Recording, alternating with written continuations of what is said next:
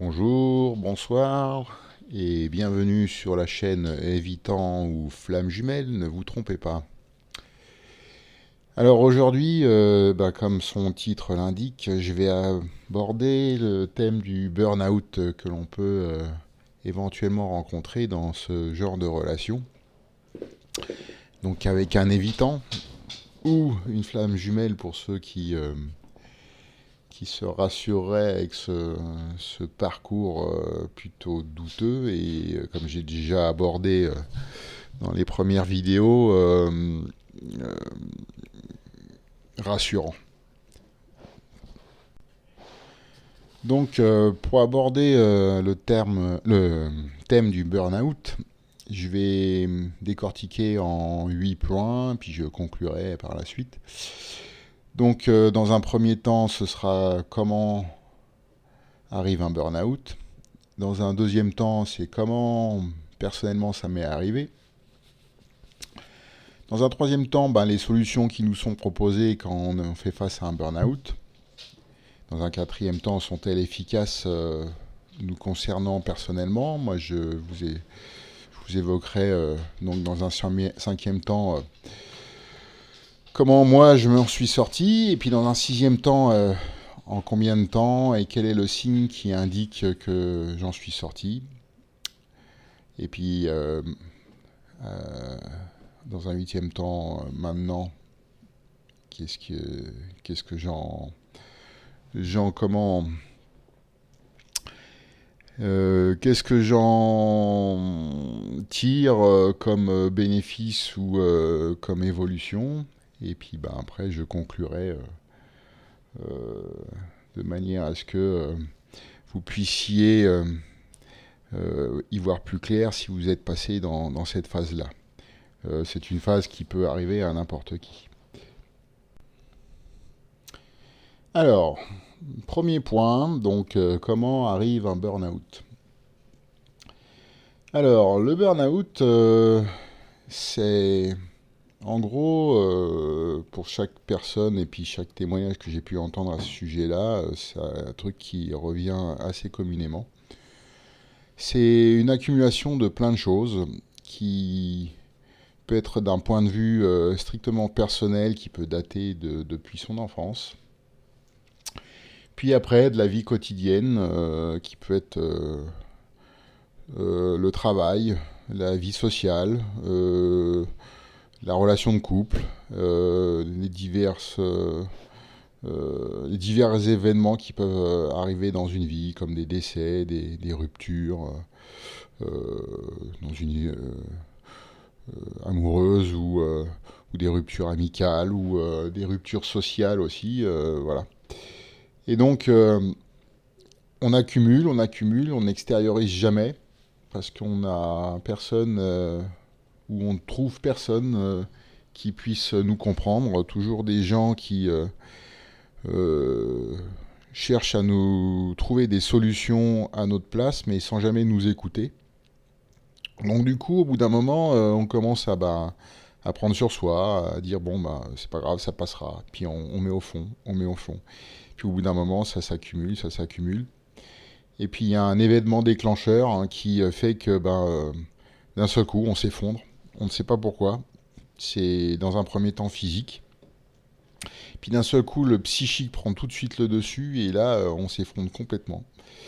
Alors, il faut pas prendre ça à la légère, c'est pas anodin, surtout alors si des gens de votre entourage entendent ça,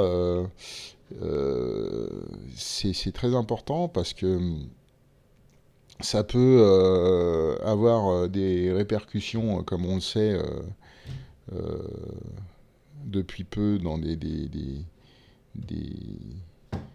des informations récentes, c'est que ça peut pousser jusqu'au suicide et avoir des idées morbides, alors que à la base on ne l'est pas. On n'a pas un tempérament suicidaire, mais c'est un tel effondrement sur soi-même que on peut être amené à avoir des réelles pensées morbides. Et, euh, et c'est là où ça devient dangereux, c'est que comme on ne trouve pas d'écoute, et que à ce moment-là où on est en complète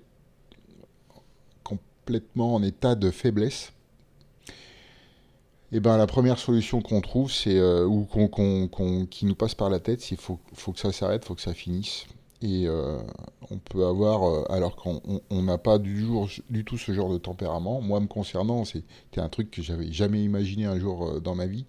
J'ai eu cette réaction en disant j'en ai marre, faut que ça s'arrête. Et j'ai eu pendant un instant l'idée oui, que ça s'arrête définitivement, tellement c'était une douleur intense, profonde, qui est inexplicable. Donc c'est là où l'entourage peut être est très important, c'est même pas peut être, est très important. Et puis quand on n'est pas entouré, comme ça m'est arrivé, alors là, c'est le vécu, c'est qui l'on est, et la conscience de ce que l'on est vraiment, et à la fois ça peut être alors dramatique, ou à la fois ça peut être bénéfique, tout dépend de ce qu'on en fait. Et c'est bien là, justement, tout le sujet de cette chaîne, c'est de prendre conscience de ce qui nous arrive, ce qui nous atteint, c'est tout d'abord parce que l'on en fait. Quelqu'un qui nous fait du mal, tout dépend de ce que l'on en fait et de l'importance qu'on y met.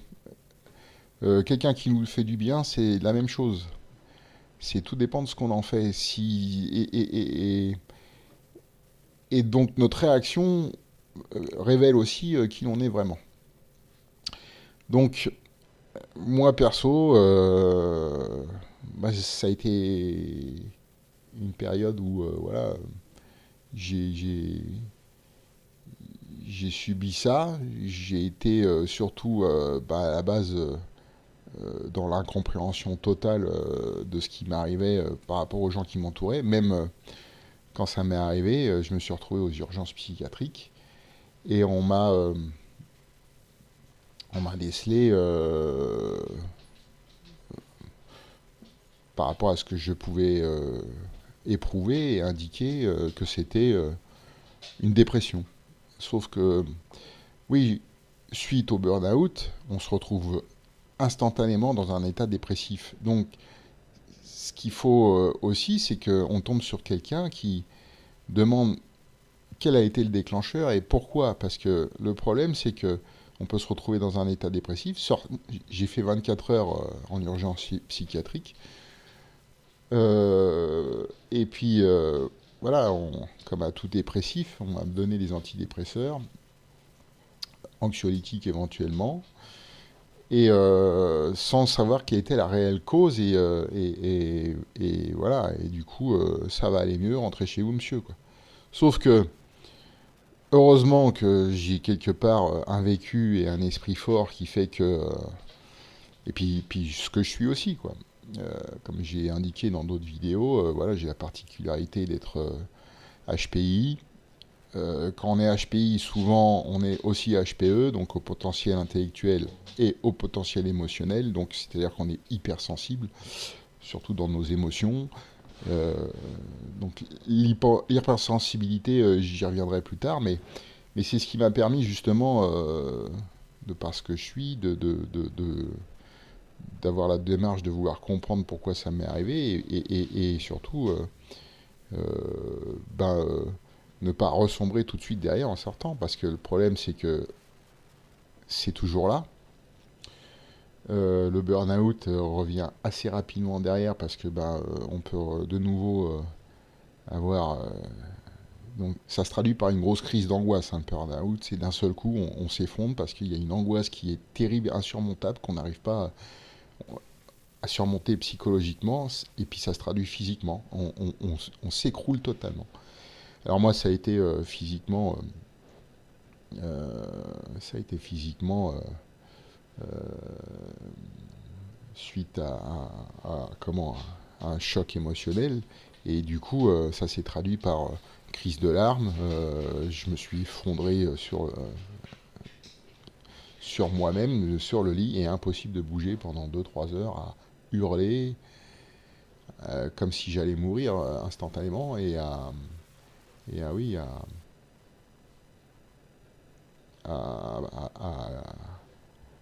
à plus savoir où j'étais, quoi. Je savais plus. Donc voilà, donc ce qui fait que là, on va tout de suite passer dans la manière dont ça m'est arrivé. Donc passons au deuxième chapitre. Donc, on va aborder le deuxième chapitre, comment ça m'est arrivé. Alors, un jour, le point déclencheur a été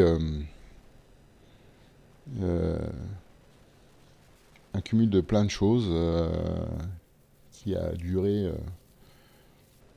Alors, avant ce point déclencheur, c'est un cumul de plein de choses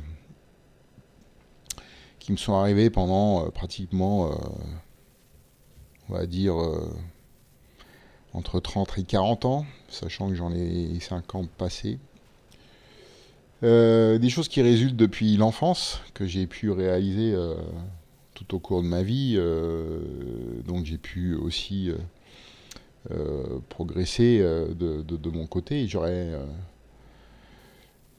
J'ai vécu dans mon enfance donc un rejet que beaucoup d'enfants boomers, de boomers ont pu connaître certainement, parce que nous sommes notre génération assez touchée par ce genre de choses, donc des troubles affectifs. Mais moi, ça s'est traduit que je suis devenu plutôt quelqu'un de hyper empathe, mais j'ai évolué en fait, parce que quand je refais le tracé de ma vie, je pense que dans un premier temps, je suis devenu quelqu'un quand j'étais gamin, donc en école primaire, hein, voire même dès la maternelle, hein, j'étais très très introverti. J'avais quelques copains, mais j'allais rarement vers les autres. Et jusqu'au collège où j'étais... alors merci l'éducation nationale, surtout qu'en plus quand on est HPI, on est totalement incompris, surtout dans notre génération. Je pense que beaucoup d'entre vous vont certainement se reconnaître là-dedans, ou vont reconnaître des similitudes de ce qu'ils ont vécu. Et donc, d'un point de vue personnel, donc très introverti, donc plutôt un comportement évitant, où je m'aperçois que, en faisant un peu le retour en arrière sur cette période, j'ai pu, oui, me protéger un peu de mes parents, de mes camarades de classe, de mes instituteurs, en disant faut que j'en montre le moins possible pour que je ne sois pas affecté. Donc je me protégeais quelque part. Et puis j'étais aussi un peu le souffre-douleur, parce que oui, comme je décrochais au niveau scolaire, le fait que je m'ennuyais en classe, forcément les instits, à part une, et je vous dis bien une, qui a décelé que j'avais quelque chose un peu particulier, qui pendant cette année scolaire m'a plutôt a tout fait pour que je reste attentif, sans trop comprendre qui j'étais vraiment, malheureusement, et m'extirper de ce processus d'éducation nationale qui n'était pas du tout adapté à ma personne. Donc j'y suis resté, malgré moi. J'ai pas eu vraiment le choix, parce que mes parents, dans leur état d'esprit, c'était... et je pense que mon père était aussi comme moi. Du coup, il en a certainement souffert, et a été aussi quelqu'un de très, très introverti. D'ailleurs, il était avec moi et me montrait pas beaucoup d'affection. Alors que je savais qu'il avait inconsciemment, et ça c'est tout le potentiel de l'HPE, c'est-à-dire qu'on est hypersensible, et donc on arrive à déceler ce que les gens sont réellement, et ça c'est à la fois un super pouvoir et un problème, parce qu'en fin de compte, on en est super en pâte, et on prend tout pour soi, en fait, et on accumule à la fois les souffrances et les émotions des autres, on les prend pour soi, et résultat, on n'évacue pas ça, et c'est là tout le problème. Et pour en revenir à ma scolarité, oui, cet instit donc s'est mis sur mon dos, mais de manière positive, me surveillant, en gardant mon attention, parce que comme j'avais tendance à vite m'ennuyer, et donc me stimulait, et j'en ai un très bon souvenir, parce que déjà j'avais de meilleurs résultats scolaires. J'avais pas ces réflexions qui étaient très, ouais, désobligeantes, très vexantes pour un enfant, quoi. Et j'avais plus du tout la même réaction de mes camarades de classe, parce que bah, j'étais pas la tête de turc de l'instit, donc forcément les autres suivaient aussi. Alors après, ben ça c'était donc en CM1, un peu avant le CM2 où on passe après au collège. Et alors là, après au CM2, je suis tombé sur deux vieilles instits. Alors là, c'était une horreur. Elles m'ont fait redoubler. J'ai eu une année supplémentaire d'enfer, qui quelque part dans le parcours est une chance, parce que je me suis retrouvé avec donc les gamins de l'année précédente, euh, donc toujours en CM2, donc j'ai redoublé. Sauf que j'ai commencé à me rebeller, parce que bah, j'avais une tête de plus que tous les autres, puis surtout une fois, j'ai pas accepté, et je me rappelle avoir craqué ce jour-là, où là j'ai dit j'en peux plus, et j'ai balancé un livre, alors que j'étais réputé pour être le gamin, surtout mes bulletins scolaires, qui ne bougeait pas, qui restait à sa place, qui était sage, mais qu'on comprenait pas pourquoi il ne bossait pas à l'école, et que pourquoi je faisais rien, que j'étais un feignant, que voilà. Mais quelqu'un de sage, calme, au niveau de la conduite. Sauf qu'après, bah, je suis rentré en sixième. Et là, j'ai eu la chance dans ma vie, c'est que me suis étoffé physiquement. Je dépassais, mais vraiment de plus d'une tête, voire peut-être deux, tous mes camarades. Mes profs avaient quasiment la même taille que moi. Imaginez, j'avais 11 ans, 11 ans et demi. Et je faisais déjà 1m72. Voilà. Et j'ai un pote en début d'année, donc j'ai fait 2 années de sixième, parce que bah, forcément, je suis passé de l'introverti à après le bourreau. Parce que bah, j'ai un camarade de classe, il vient vers moi. C'était un bon copain en plus, celui-là, parce que je sais pas pourquoi, il m'a pris d'affection. Après, je l'ai perdu de vue, malheureusement, parce que j'ai un très bon souvenir de ce gars-là. Il vient vers moi et il me tâte les bras, les biceps. Et puis bon, je faisais déjà pas mal de sport. J'étais très motivé par le ski. J'étais très valorisé par le sport. C'est ce qui, à mon avis, et puis c'est même certain, ça m'a sauvé. Et donc du coup, il vient vers moi, il me tâte les bras et tout. Il me fait putain, mais t'es costaud, toi. Et juste cette réflexion-là, ça m'a pouf. Je dis ah ouais. Et j'ai commencé à mettre des mandales. Dès qu'on me faisait chier, je mettais des mandales. Ou même si on me faisait pas chier, je mettais des mandales.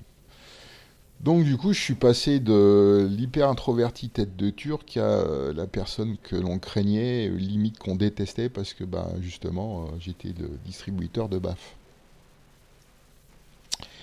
Mais à côté de ça, eh ben, il y a un prof de PS qui a repéré mes qualités, mes capacités sportives, qui m'a poussé dans mes retranchements au niveau du sport.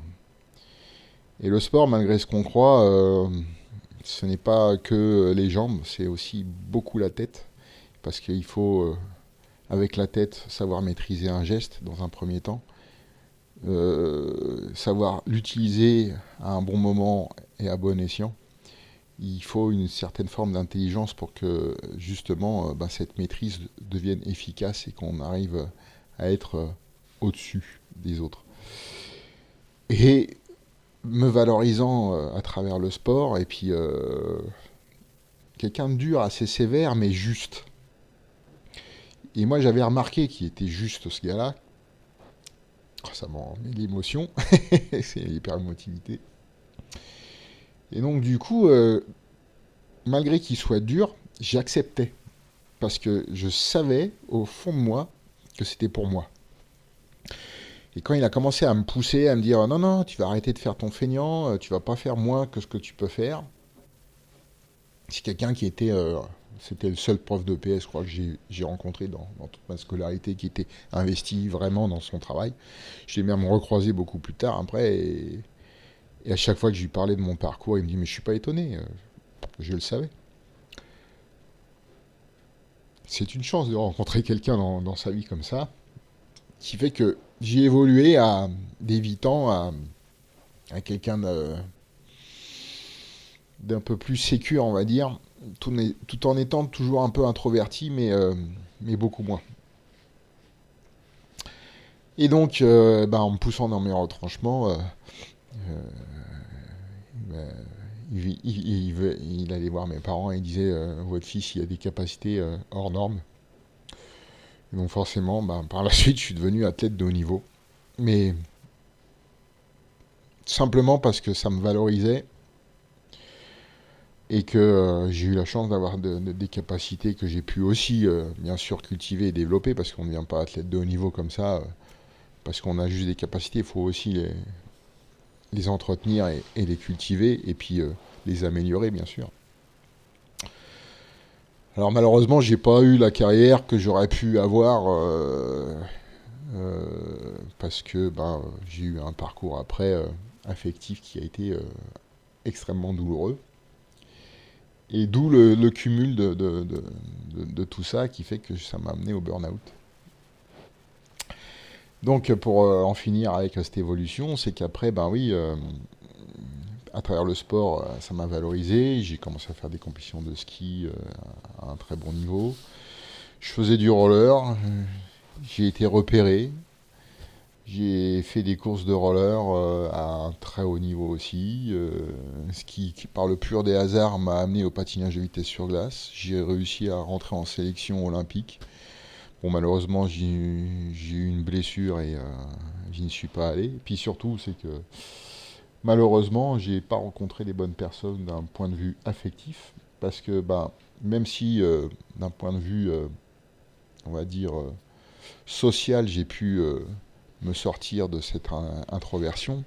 Niveau affectif, j'avais toujours cette blessure qui n'était pas résolue, et donc forcément, j'attirais pas les bonnes personnes. Et puis surtout, n'ayant pas forcément conscience de ce que j'étais vraiment, HPI, HPE, les gens qui peuvent être... donc c'est là où je vous enverrai vers le type d'attachement pour ceux qui ne savent pas, mais quand on a un type d'attachement insécure, qui sont chaotiques, anxieux ou évitants, c'est trois types d'attachement insécures. J'ai rencontré une personne aux alentours de... je venais à peine d'avoir 18 ans. Je commençais à peine à faire de la compétition en roller, alors que ça faisait déjà quelques années que je faisais du ski, que je skie à haut niveau. Et maintenant je suis moniteur de ski. C'était mon but personnel, parce que à travers le ski, ça aussi, j'ai été valorisé tout de suite. J'avais 5 ans et j'ai en même pas 4 jours obtenu ma première étoile, et je suis passé du jardin d'enfants en une demi-heure au cours première étoile, pour après avoir ma première étoile 4 jours après. 2 ans après, j'avais déjà la troisième étoile, je faisais des compétitions ESF. Donc voilà, pour vous donner un peu le parcours et le fait que j'ai voulu être moniteur de ski, parce que c'est la seule fois où j'étais valorisé en dehors de la scolarité. On me prenait pour ce que j'étais, pour ce que, voilà, même si je pouvais être introverti toujours. Mais au moins, voilà, j'étais valorisé. Et donc tout de suite, je me suis dit, je veux être moniteur de ski, parce que, ben voilà. Bon, après, le métier des moniteurs de ski m'a un peu déçu par la suite, parce que c'est pas du tout à ce que je m'attendais avec ce que je suis. Donc maintenant, je suis indépendant total. Je ne suis plus dans une école de ski à partir du moment où j'ai pu le faire. Et surtout, c'est que j'ai compris tout au long de ma vie que je ne pouvais pas travailler dans une entreprise. Et pour moi, ben, justement, vivre dans cette société-là, c'est très compliqué pour moi, sauf si c'est moi qui suis dirigeant. Et c'est comme ça que j'ai pu aussi j'ai eu l'opportunité d'être team manager d'une équipe pro quand je faisais du roller, en étant aussi coureur. Et ça m'a valorisé énormément aussi. Donc, bah, ceux qui écoutent ce podcast-là, et puis par curiosité, ils pourront peut-être me reconnaître à travers ce que je suis en train de décrire, mais voilà. Et donc, pour passer un peu tout ça, voilà, j'ai eu une première relation donc avec quelqu'un qui était plutôt chaotique, qui avait des problèmes aussi affectifs, mais sans le savoir. Et puis je pense qu'elle le sait toujours pas, vu la relation, parce qu'on a eu un enfant ensemble. Voilà, ça a été une période de ma vie qui a été très difficile parce que je me suis retrouvé à être père, mais à ne pas voir mon enfant pendant 30 ans, à l'avoir jamais vu. Et donc après j'ai eu d'autres relations entre temps où je suis tombé sur des gens donc chaotiques aussi, la deuxième personne derrière, une troisième personne après qui était plutôt alors elle je pense évitante, pareil avec un passé douloureux, affectif douloureux avec ses parents, un frère qui prenait toute la place et puis elle qui était un peu repliée sur elle-même. Pas vraiment confiance en elle, enfin bon, et puis bon, ça s'est mal passé. Après, je suis retombé sur une nana qui, elle, alors là, ça a été une catastrophe. Et puis, j'ai rencontré quelqu'un d'anxieux, qui fait que, bah, à travers son anxiété, ça m'a quelque part valorisé en tant qu'empathe, parce que, en fait, je suis pas tombé dans l'anxiété, je suis tombé dans l'empathie, de par mon hypersensibilité. Alors, l'empathie, et là je ramènerai ceux qui m'écoutent vers les travaux de Carl Jung. L'empathie, à la fois, est quelque chose de puissant, parce que c'est justement ce qui nous permet de savoir à qui on a affaire assez rapidement au travers d'une conversation ou juste un simple contact. Pour vous expliquer, moi je suis une personne qui, voilà, quelqu'un s'adresse à moi ou vient me parler à moi, ou je parle à quelqu'un, en 2 secondes, je sais à qui j'ai affaire et si je dois vite m'extirper d'une discussion ou d'une situation, soit alors voilà, je peux y entrer. Sauf que cette hyper-empathie, à la fois, bah, quand on tombe sur quelqu'un, donc soit anxieux, soit d'évitant, voire chaotique aussi, et ben, fait qu'on prend toutes les émotions de cette personne pour soi, et on cherche à la guérir, et c'est là où c'est un piège. Et il faut comprendre que ben, une fois qu'on a décelé ça, et ben, il faut comprendre qu'il faut changer. Sauf que ben, tant qu'on n'a pas décelé ça, ben, tout ça s'accumule, s'accumule, s'accumule. On prend les souffrances des autres, et voilà. Donc je suis resté pendant 17 ans avec cette personne qui était anxieuse. Et tous ces problèmes étaient les miens. Sauf que moi, mes problèmes, je les... comme je suis quelqu'un d'ultra indépendant, qui a toujours été introverti, donc le fait d'être HPI en plus très autodidacte, qui fait que je ne dépends pas vraiment des autres, sauf quand j'en ai réellement besoin, là, je suis capable de me demander de l'aide. Mais sinon, si je trouve les solutions par moi-même, je fais tout par moi-même, jusqu'à même pratiquer encore maintenant mon sport tout seul et de l'accepter parce que voilà, c'est aussi le fait d'avoir été athlète de haut niveau. J'ai des capacités par rapport aux gens de mon âge qui sont bien plus au-dessus, donc je suis obligé d'accepter, dans un premier temps, d'accepter si je veux pratiquer à mon niveau, bah, tout seul. Et si je veux pratiquer avec les autres, ben, de pratiquer à leur niveau. Et donc, du coup, voilà. Et j'ai souvent cette réflexion, mais tu dois te faire chier avec nous. Et non, je me fais pas chier avec les gens parce que bah, ça me fait plaisir de partager quelque chose avec les autres. Et donc, c'est difficilement compréhensible parce que bah, quand on n'est pas en pas de soi-même, on a du mal à comprendre qu'on puisse avoir quelqu'un qui puisse entre guillemets, se sacrifier pour les autres, même dans une pratique sportive. C'est-à-dire que, bah voilà, je vais rouler avec des gens, des amis ou machin, et je sais qu'ils sont pertinemment plus faibles que moi. Je vais sacrifier ma propre pratique pour avoir le plaisir de pratiquer avec eux et de ne pas être seul. Et surtout de les accompagner. Alors, ça va se traduire aussi parce que, bah, en plus, je vais leur donner des conseils et tout ça, et ça, bah, ça fait partie de l'hyper-empathie, alors qu'ils ne me le demandent pas forcément. Et, euh, et ça, c'est difficile pour un empath d'aller contre nature.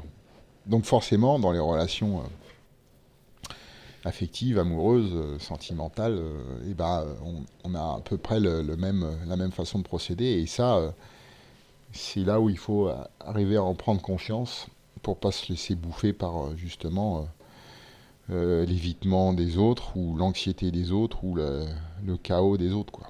Et pas prendre ça pour soi, surtout quand en face il y a un refus catégorique, surtout de la part des gens qui sont insécures, comme ça les pousse tellement dans leur retranchement, ben, d'un seul coup on est face à un mur et surtout avec un évitant. Donc du coup ce refus catégorique on le prend encore plus pour soi et puis on en donne encore plus, et c'est si qu'infernal. Et c'est là où justement, avec un anxieux, eh ben, on prend tous ces problèmes à la lettre, on accepte beaucoup de choses, euh, jusqu'à l'espionnage et tout ça. Et puis bon, bah, on trouve des parades, on met des codes, on machin, mais on se retrouve à se justifier pour rester avec la personne et puis lui faire comprendre qu'il faut qu'elle change. Et c'est là le problème, c'est qu'à force de se justifier, en fin de compte, c'est qu'on enfonce nos propres émotions parce qu'on ne délivre pas nos émotions et nos limites et voilà, ce qui ne nous convient pas, on les enfonce pour pas blesser l'autre et on cherche à sauver l'autre. Et donc du coup, voilà, ça s'accumule. Avec ça, bah, pendant 17 ans, j'ai eu les décès de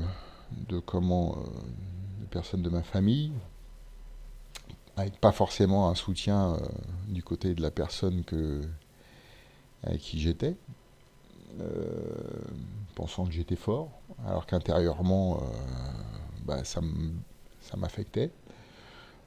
Sans parler des rapports d'héritage et tout ça qui font que voilà, il y a des choses qu'on trouve injustes. Donc bon, on dit rien, on- on- on met ça au fond de soi et puis on dit rien. On dit c'est pas grave, c'est que de l'argent, c'est que du matériel, de toute façon c'est pas le plus important. Mais ça touche effectivement malgré tout, même si c'est vrai. Et puis ensuite, ben, vient un moment où, ben, pendant la période Covid, moi j'ai pas du tout accepté les mesures sanitaires et tout ça, parce qu'en bon HPI, j'ai trouvé tout ce qui se passait. Alors après, c'est chacun son point de vue, hein. Moi, c'est le mien, vous en faites ce que vous voulez, c'est pas mon problème, c'est là mon évolution. Mais moi personnellement, tout me choquait. Je trouvais pas normal qu'on nous oblige à nous vacciner. Je trouvais pas normal qu'on nous oblige à plein de choses. Alors encore moins le pass sanitaire.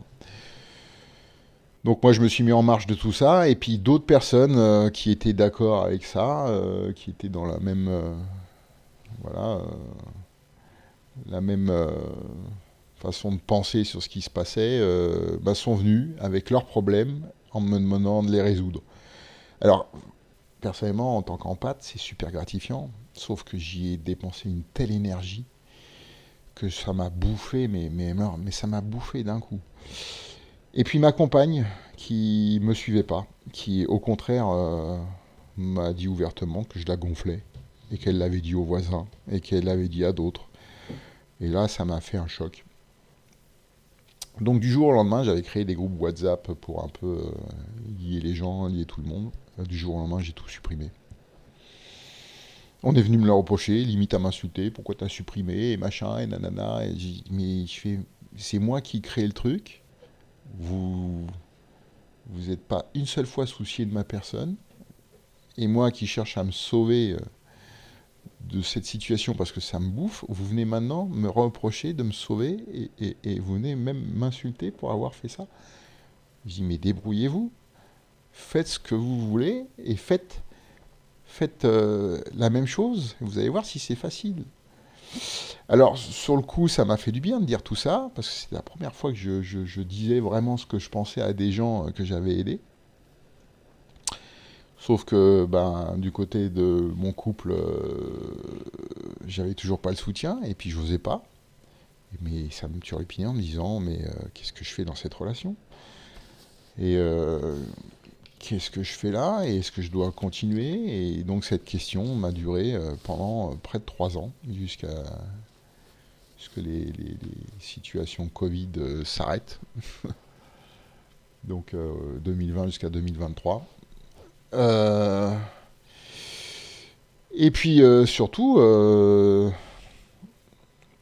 ça m'a aussi quand même effondré parce que je me suis dit mais merde, j'ai fait face à des gens, je les ai aidés et derrière, j'ai personne qui est venu me soutenir dans le fait qui ont compris, à part des amis et encore, et encore. Non, ils m'ont pas soutenu. Ils m'ont demandé pourquoi j'avais fait ça et machin, sans m'insulter. Et m'ont reproché de les laisser tomber. Mais ils sont jamais souciés de pourquoi je faisais ça, quoi. Ils m'ont jamais posé la question parce que justement, comme je passais pour la personne forte et inébranlable, pour eux, voilà. Sauf que j'étais en train de m'effondrer. J'étais en train de m'effondrer petit à petit et ça a été le début, le début de la fin, on va dire. Et donc vient le moment où mon fils débarque du jour au lendemain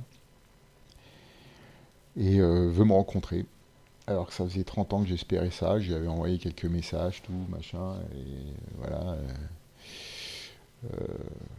en lui disant que j'étais pour rien de la décision de sa mère, que moi j'avais jamais voulu ça, voilà, toujours en train de me justifier. Et quelque chose qui m'affectait énormément, quoi. Mais bon, on va dire que pour n'importe qui, mais le jour où... et moi j'étais en train de me poser la question si je devais rester avec ma compagne ou pas. Alors je dois reconnaître que ma compagne de l'époque, elle avait un peu aussi fait ce qu'il fallait pour que cette chose se passe. Ça, je lui reconnais. Dans quel but elle a fait ça? Ça a toujours été mon questionnement. Est-ce que c'était pour elle ou est-ce que c'était vraiment pour moi? Ça, je n'ai pas la réponse. Et je ne vais pas continuer à faire des suppositions là-dessus. Un jour, elle me dira ou elle me dira pas. Voilà, mais moi, il faut que je me détache de ça, parce que justement, c'est le travail qu'il faut que vous réussissiez à faire et que j'essaye de vous transmettre à travers ce témoignage. Et donc, pour en revenir à ce jour où j'étais en train de me questionner de l'avenir de mon couple et que j'allais voir mon fils le soir même, j'ai eu une boule au ventre et un mal-être physique qui était indescriptible, qui a fait que augmenter dans la journée, qui a été, ouais, ça a commencé gentiment, une petite boule au ventre, mal, mal au ventre, voilà. Et puis un mal-être, là, comme si j'étais grippé, mais pas grippé, enfin c'était bizarre, c'était, voilà. Et ça a fait que augmenter crescendo, crescendo, jusqu'à l'heure fatidique où on devait, enfin fatidique, jusqu'à l'heure où on devait se voir avec mon fils. Et une demi-heure avant, je gare la voiture, c'était moi qui conduisais. Je sors de la voiture et je fais à ma compagne, je fais mais ça va pas, je sais pas qu'est-ce qui m'arrive, j'ai une telle boule au ventre là, ça m'en fait une telle douleur, j'ai l'impression que je vais m'évanouir quoi. J'ai un truc qui, mais c'était indescriptible. Et j'arrivais pas à lui dire ce qui m'arrivait quoi. Alors elle comprenait pas non plus, chose normale parce que quand on le vit pas. Et pourtant c'était quelqu'un d'angoissé et qui faisait des crises d'angoisse. Mais elle n'arrivait pas à faire le lien. Parce que peut-être que moi, j'arrivais pas aussi à lui décrire, mais bon. Et puis, on se retrouve au lieu en rendez-vous, je suis adossé, machin, et puis je dis, putain, mais qu'est-ce qui se passe, qu'est-ce qui se passe, mais pourquoi je suis comme ça, mais surtout ce jour-là, quoi, alors je devrais pas. Mon fils arrive, donc je le reconnais parce que j'avais déjà eu des photos, et là, tout s'est évaporé. D'un seul coup, oh, tout s'est évaporé, et on a passé une soirée formidable de retrouvailles. On a dit ce qu'on avait à se dire, voilà, c'était très bien, voilà. Sauf que bah quand on est rentré, il y avait un autre problème, c'est que moi, j'étais toujours avec ma compagne et que je me posais des questions de de ce qui quel était notre avenir en tant que couple. Et entre-temps, j'ai une personne qui, elle, était une belle perverse narcissique, je vais un peu abréger, et qui m'a un peu, décelant mon empathie et mon hypersensibilité, m'a fait tourner en bourrique, et puis m'a pas fait forcément prendre la bonne décision. Et donc, 2 jours après, j'ai décidé de quitter ma compagne. Je me suis retrouvé du jour au lendemain quasiment à la rue. Entre-temps, ma mère avait débarqué dans ma vie à 89 ans et puis qui voulait que je fasse des choses, machin, alors que j'en voulais pas. Elle voulait absolument, ouais, s'imposer dans ma vie, alors que moi, je sais pas ce que j'attendais. Oui, qu'elle se rapproche de moi pour que je puisse m'occuper d'elle quand on a besoin, oui. Mais là, c'était carrément, elle s'incrustait dans ma vie, quoi. Et là, j'ai pas su dire non, j'ai pas su trop m'affirmer, et en même temps j'étais dans ce dilemme, voilà, donc là c'était un cumul d'un coup. Et puis ben, je me sépare de ma compagne, et puis cette perverse narcissique fait tout ce qu'il faut pour que je me mette avec elle. Et là ça a été un enfer pendant 4 5 mois. Ceux qui ont vécu une relation avec une perverse narcissique ou un pervers narcissique, bon, je vais pas vous faire le topo, mais c'est à peu près la même chose que l'évitant. C'est du rejet, c'est de la distance, c'est du chaud-froid, c'est de la passivité agressive. Mais surtout, c'est de la destruction parce que la personne vous rabaisse continuellement. Et surtout, alors, quand vous êtes quelqu'un qui, vous êtes accompli quelque part dans votre vie, au niveau sportif, au niveau professionnel, au niveau de plein de choses, et en plus seul et indépendamment de toute institution, ou presque, bah vous êtes en train de vous justifier, vous êtes en train de vous battre contre des choses qui sont complètement fausses, et vous prenez tout pour vous, parce que c'est le jeu du pervers narcissique. Comme il n'est pas à la hauteur, le seul moyen de défense qu'il a, c'est de vous rabaisser pour être à la même hauteur que vous. Et c'est son seul moyen, c'est de vous rabaisser pour être à la même hauteur que vous. Alors ça passe par différentes choses. Moi, c'était dans tout ce que je pouvais accomplir, ou voilà, elle faisait toujours mieux. Alors quand je lui démontrais que c'était faux, en me justifiant, après je la mettais face à elle en disant, bah vas-y, refait. Sauf qu'après, elle fait, ouais, non, j'ai pas le temps, j'ai des choses à faire, et puis elle commence à s'énerver, voilà. Donc ça a été destructeur pendant 6 mois, sauf que comme j'ai vu vite dans son jeu, elle a pris vite la décision d'arrêter la relation, ce qui quelque part, elle m'a sauvé la vie, hein, de ce côté-là, mais sauf que le mal était fait, et c'était destructeur.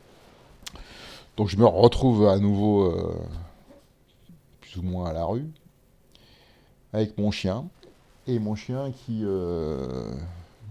même si il est très mignon, c'est un super chien, j'ai vraiment un super chien. Il a malheureusement une maladie qui est incurable et que je ne sais pas ce qui est son avenir, mais je profite de lui maintenant tout le temps parce que c'est vraiment un super chien. Il fait des crises d'épilepsie. Et donc, suite à cette rupture qui a été assez violente, hein, de sa part, puis après ma réaction derrière qui a fait que je me suis sauvé aussi de cette situation, en mettant le coup de gueule qu'il fallait et en mettant un grand coup de pied au cul pour partir.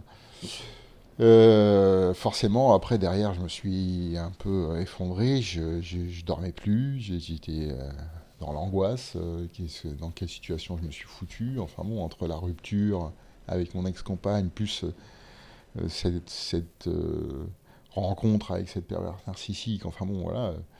Et puis mon chien, là, il me fait, dans la nuit, 5 crises d'épilepsie, enfin 3 crises d'épilepsie, il m'en fait une dans la matinée, en plus. Donc forcément, quand il fait une crise d'épilepsie, c'est je bave, je fais pipi, et puis après, il y a un moment où il n'est plus là, il est dans une phase d'excitation, il aboie, il ne sait plus où il est. Enfin bon, c'est très dur à vivre, hein, l'épilepsie d'un chien, pour ceux qui connaissent. Et il m'en fait une à 14 heures, la cinquième. Et là, j'ai dit, je vais pas y arriver. Et juste en prononçant cette phrase, je me suis effondré. Et c'est là où j'ai eu mon burn-out. Et je me suis effondré sur moi, comme j'ai expliqué dans le premier chapitre brièvement. J'ai été me sauter sur le lit qu'il y avait, ou voilà, et j'ai fait une crise de larmes terrible. Donc c'était une grosse crise d'angoisse en fait. J'ai hurlé. Ma mère était là parce que j'étais chez elle quand c'est arrivé. Alors ma mère, faut savoir que oui, j'ai eu des très mauvais rapports avec ma mère depuis mon enfance, qui fait que j'ai eu de très mauvais rapports avec mon frère depuis mon enfance, et puis ça aussi je l'ai enfoui, sauf que tout est ressorti quand elle est débarquée dans ma vie. Et là j'ai hurlé à ma mère, fais quelque chose, appelle les pompiers, appelle quelqu'un, fais quelque chose, ça va pas. Et ma mère qui me caressait le dos en disant, mais non, ça va aller, ça va aller. Comprenez toute la détresse dans laquelle j'étais. C'est-à-dire que là, j'avais le soutien de personne à ce moment-là. J'étais tout seul. Et j'ai eu un moment de lucidité en disant, appelle mon ex-compagne et elle fera quelque chose. Alors, elle a fait quelque chose, elle est venue. Elle a appelé les pompiers. Mais derrière, après, elle m'a dévasté en disant, mais de quoi tu te plains? Qu'est-ce qui t'arrive? T'as pas de quoi te plaindre dans ta vie. Voilà, j'étais dans la totale incompréhension de ce qui m'arrivait. Donc, j'ai été embarqué par les pompiers, tout en sachant que j'étais tout seul. Il n'y avait personne sur qui compter pour me soutenir. Je me suis retrouvé face à un médecin psychiatrique en urgence qui me dit, bon alors racontez-moi pourquoi on en est là, qu'est-ce qui vous est arrivé. Je dis, qu'est-ce qui m'est arrivé. Voilà, je lui raconte un peu que j'ai subi une rupture, mais c'est au court terme en fait. J'ai subi une rupture, c'est ma mère qui a débarqué dans ma vie, et puis là, mon chien a fait une crise d'épilepsie, et je me suis fait effondrer. Oh, comme j'ai pas été plus loin en avant, parce que c'est juste une urgence psychiatrique, ils ont conclu à une dépression. Malheureusement, c'était bien plus profond que ça, c'était un burn-out, et le point de rupture le plus au-delà d'une dépression, est le plus violent qu'on puisse avoir au niveau psychique et à la fois physique. C'est un écroulement total. Qu'une dépression, c'est petit à petit, on se sent fatigué, on n'est pas bien, et donc du coup, on va consulter, on dit qu'est-ce qui se passe, et puis on dit bah t'es en train de faire une dépression, et là, bon bah, on vous met au repos, on vous dit oui, non, faut vous reposer, machin et tout, et puis ça passe. Le burn-out, c'est d'un coup, total, et en fait, c'est très violent. Mais derrière vient la phase dépressive issue du burn-out. Ça, c'est une réalité. Et dans cette phase dépressive, en plus, bon, bah, on met des antidépresseurs, des anxiolytiques, sur conseil de mon médecin, un truc, soi-disant, d'après lui, très léger, qui, lui, quand il a eu une petite phase dépressive, bon, fait que ça l'a aidé. Je lui fais confiance, sauf que ça a été le pire du pire. J'ai commencé à devenir une pile électrique, intenable. Je hurlais à tout moment. Il dit, mais il y a un truc qui va pas. Il y a un truc qui va pas. Donc j'ai eu le réflexe de regarder les effets secondaires. Et en fait, je les ai tous cochés. Donc, à partir de ce constat, je téléphone à mon médecin. Je dis, écoute, t'es bien gentil avec tes antidépresseurs. Mais là, j'ai pris la décision de tout arrêter.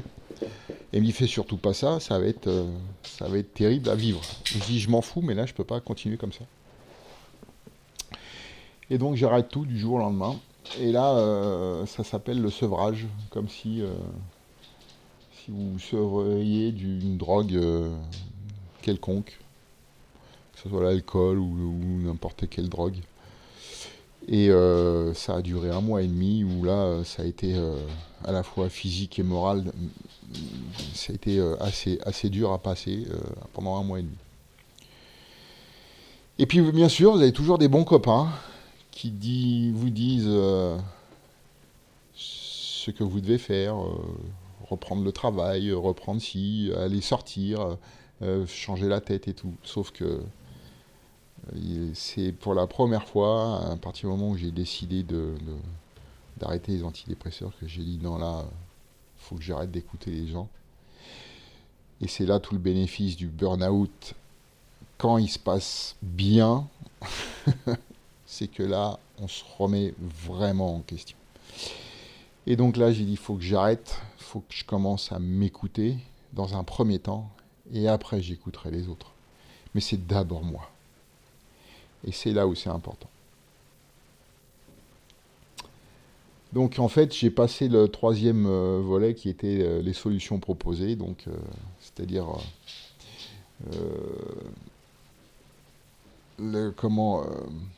solutions médicamenteuses, le fait de sortir, de reprendre une vie sociale au plus vite.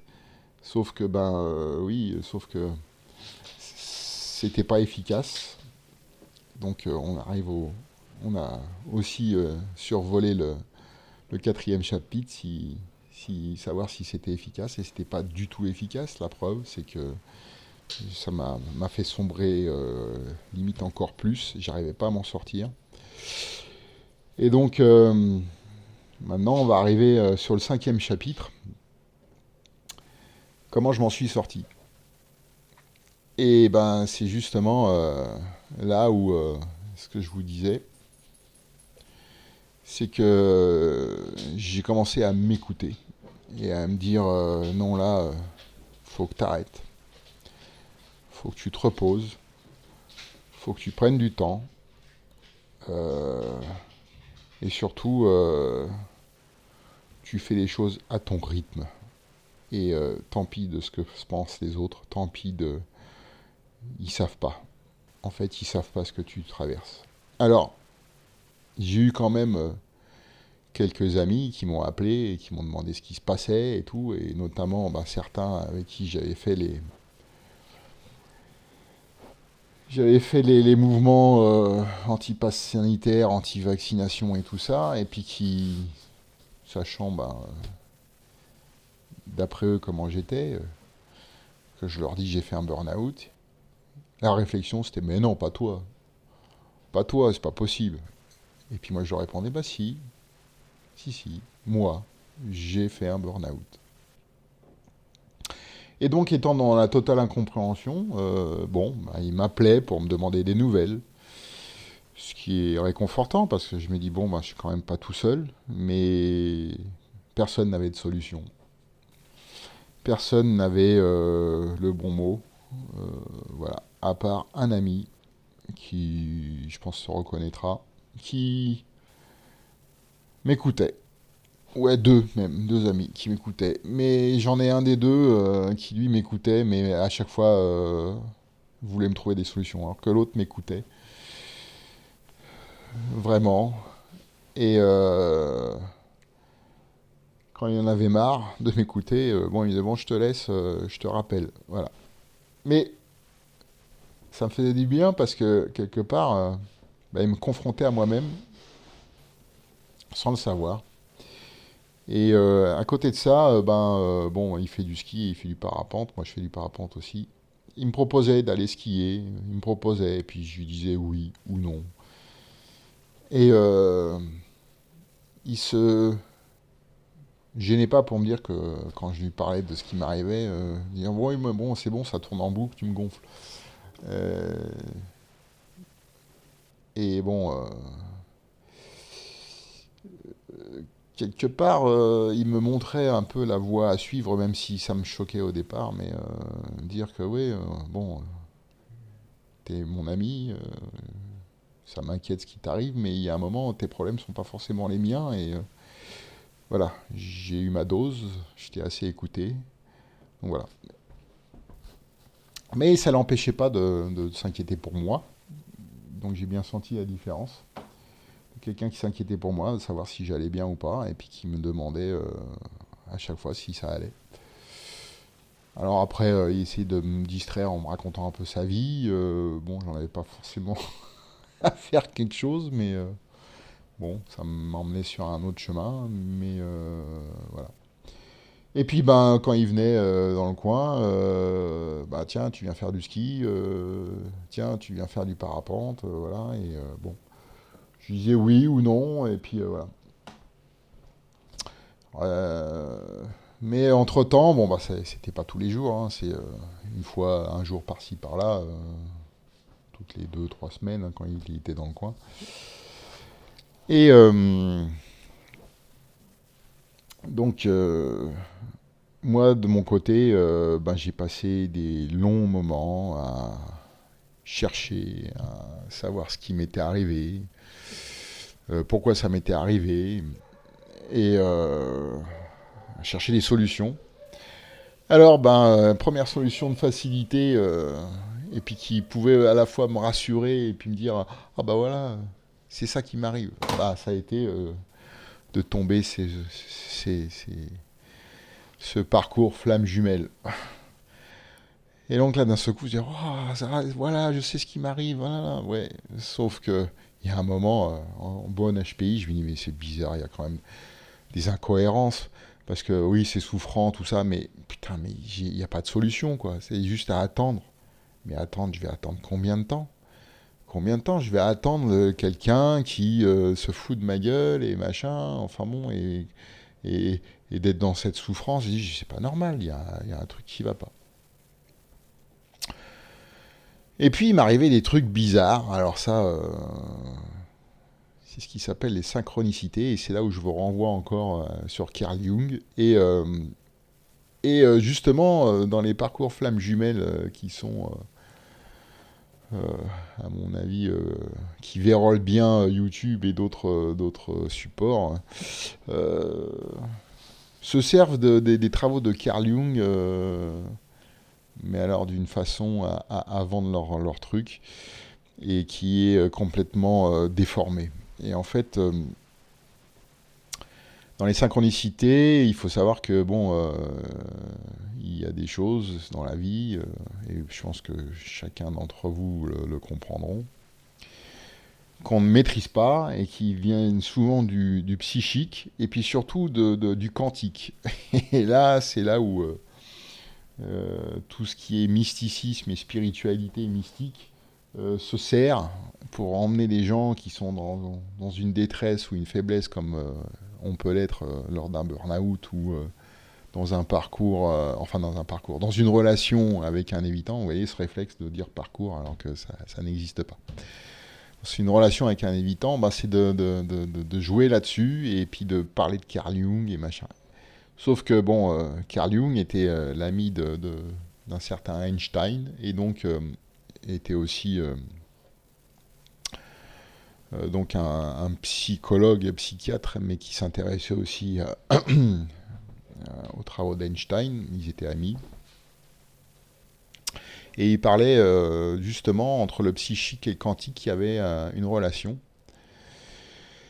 Et une chose qu'on ne maîtrisait pas et qui fait qu'on était relié à une énergie quantique et que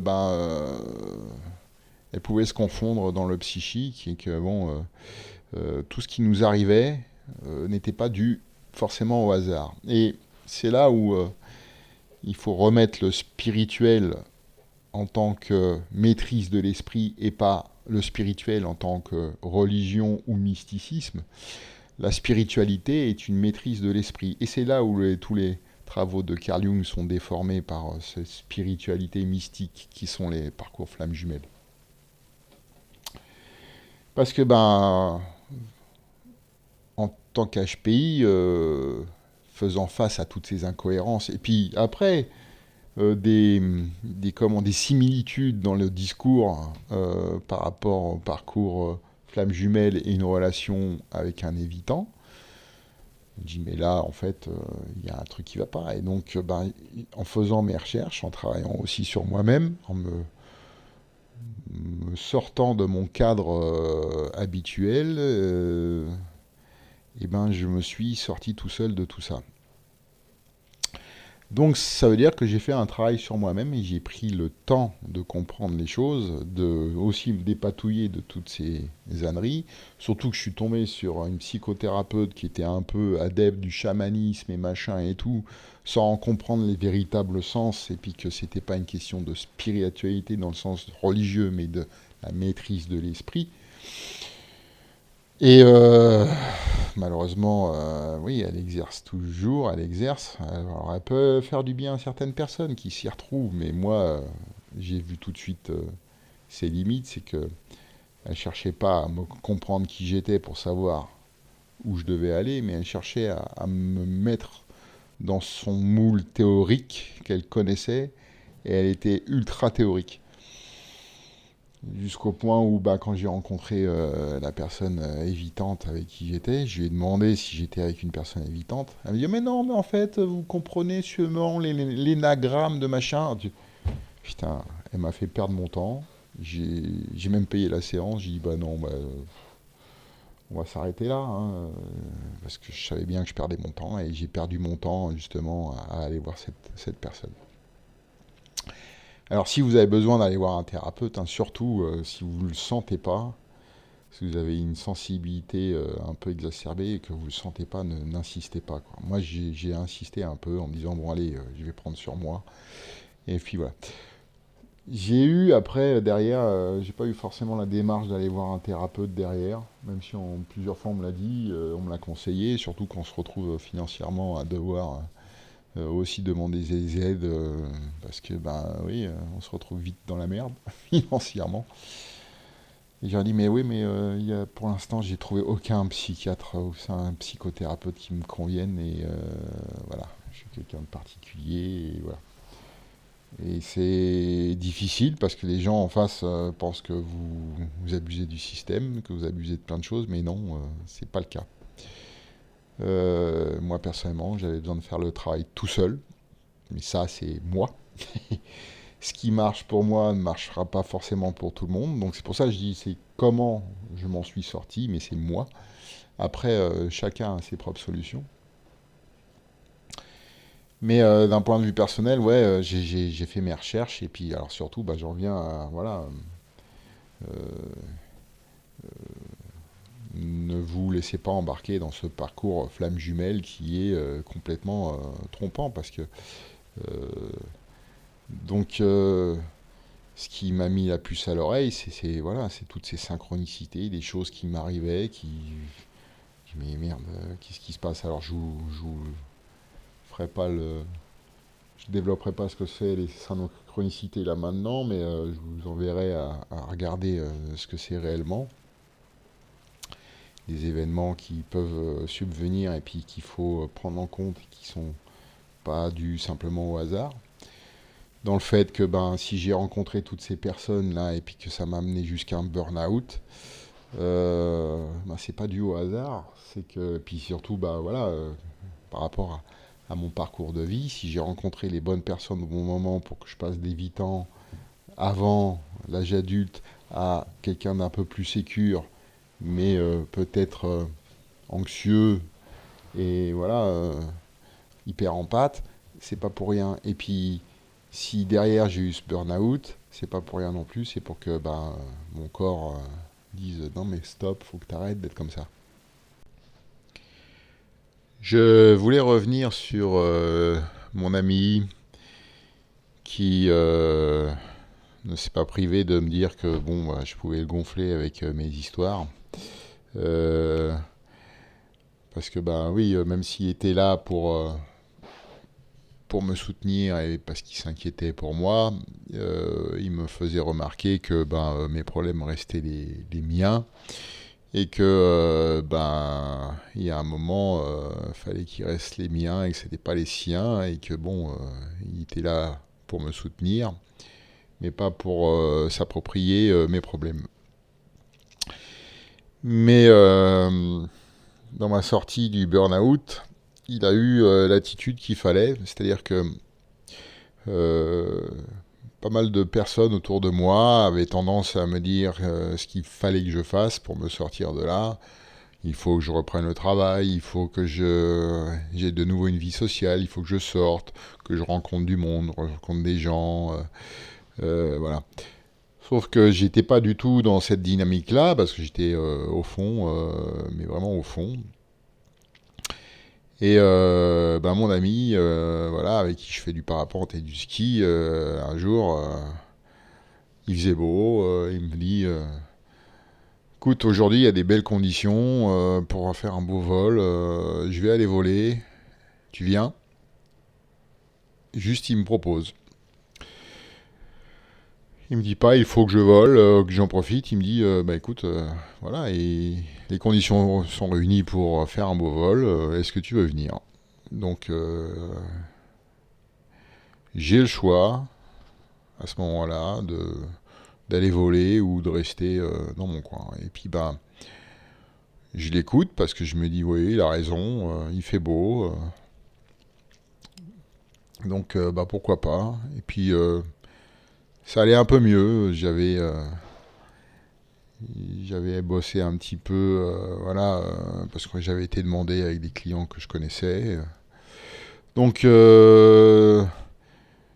faisait un moment que je faisais rien, que je prenais mon temps, parce que une fois il m'était arrivé que j'avais voulu faire trop de choses dans la même journée et j'ai eu une grosse crise d'angoisse qui fait que j'ai fini par alors que je sortais d'un magasin et que j'avais pris le volant de mon véhicule, fini par m'arrêter sur un parking d'un supermarché, descendre. J'ai eu le réflexe quand même d'enlever la clé de contact, du contact, descendre le chien, le mettre en laisse, et j'étais m'allonger dans l'herbe, pris de la tête aux pieds de fourmillement et d'engourdissement. Je voyais plus rien, tout est tout trouble, tout blanc. C'était une crise d'angoisse. Ça a duré 1 heure et demie. Je suis resté allongé là 1 heure et demie, le chien à côté de moi. Et voilà, il aurait pu m'arriver n'importe quoi à ce moment-là. Et ça fait peur. C'est le résultat d'un burn-out. Et donc, ce jour-là, quand mon ami propose d'aller voler, moi, ça va beaucoup mieux de ce côté-là. J'avais pas trop fait de choses les derniers temps. Ça faisait un moment que je prenais mon temps. Ça faisait 3 4 mois déjà que voilà, je vivais à mon rythme, à celui qui me convenait. Et donc, il me propose d'aller voler. Donc, on prend le temps pour aller au décollage. Heureusement, ça s'est bien goupillé. On n'était pas pressé par le temps. Je prends mon temps, je me concentre sur ce que j'ai à faire, alors que ça faisait longtemps que j'avais pas volé, hein, c'était quand même plus ou moins un risque, mais bon. Et de manière à, donc je prends mon temps pour me préparer, de manière à faire un beau décollage, je décolle nickel, parfaitement, les conditions sont bonnes. Je me retrouve vite à 2700 mètres en partant de 2000 mètres à peu près. Je traverse dans la vallée, je vais aux Arcs, à la Plagne, je prends 3000 mètres à la Plagne, des altitudes que j'avais pas jamais prises. Je fais ce jour-là, alors que j'avais pas volé depuis un moment, hein, il y a plus de 6 mois au moins, et je fais 50 km dans des conditions, dans les bonnes conditions, au milieu de l'hiver, un vol inespéré, et là ça me fait un déclic. Je me dis ça y est, ça revient. Mais toujours en me disant, bon, méfie-toi du contre-coup qu'il peut y avoir derrière, comme je vous ai expliqué avec l'épisode du parking. Et puis, non, pas de contre-coup, au contraire, derrière, je suis encore dans mon vol, je suis euphorique, je suis content, et bon, je crois que j'ai déjà fait un grand pas.